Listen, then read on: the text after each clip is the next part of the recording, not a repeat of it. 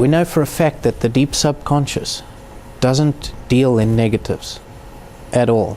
It doesn't understand what a negative is. So if you tell yourself, I don't smoke, it's saying, smoke? Where? You know, so true story.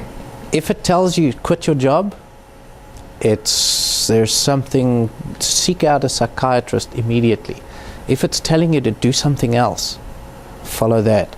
It's follow the positive stuff. Very often the negative stuff is the confusion that we're, that's distracting. Thank you for adding that, because I have that definitely in mind. Yeah. Yes. Looking, following the positive prompts that we have. You should be writing a book, or there's so much value, more value you could bring to the world. Or we have these ideas, but we also have negative ideas, which sometimes can put us in. And those are the ideas where we put ourselves at risk. I think all three of us here were put in that position where we had to get a divine slap in the face and follow the voice. Yeah. I'll add something to that, which is interesting.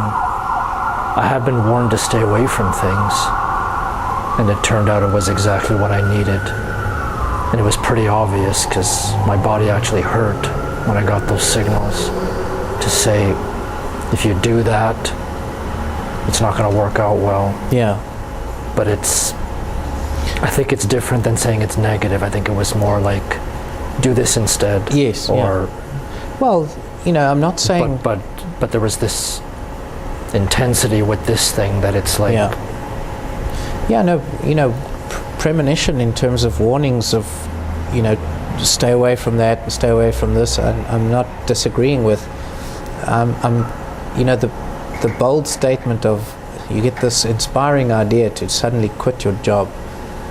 If you don't have some other idea, then rather first look at the idea and get some idea of what am I going to do. Because that's the kind of negative thing, because we do, we're kind of impulsive, and the mind plays tricks on us. So if you're just getting a negative thing, then you can take a double take on that one and have an extra look. We kind of did a shortcut, I may agree, but we talked about this, that we get hinges all the time, and there's a small voice, smaller steps, just for us to easier adjust to the changes. And then there is another voice, and at some point when we don't listen, it will scream at us, and we get fired. Never mind quit my job, but we get fired or something to that respect. Yeah, that's another thing. Very often there's the whole process is part of this thing we have to learn.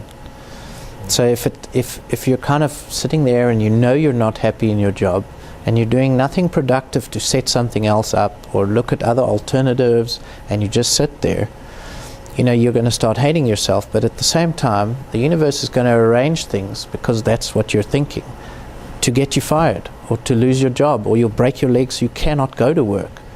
Something will come up to obstruct you if you don't take proactive action in terms of following that guidance.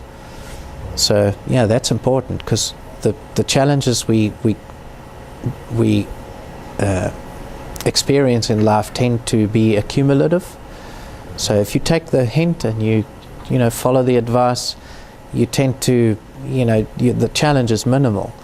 The more you resist and the more you stick with your fundamentalist idea of this is how it's going to be, and the more inflexible you are, the more you tend to get challenged, and those challenges can become really, really trying. Yeah. I mean, to the point where it's defined as trauma and crisis. And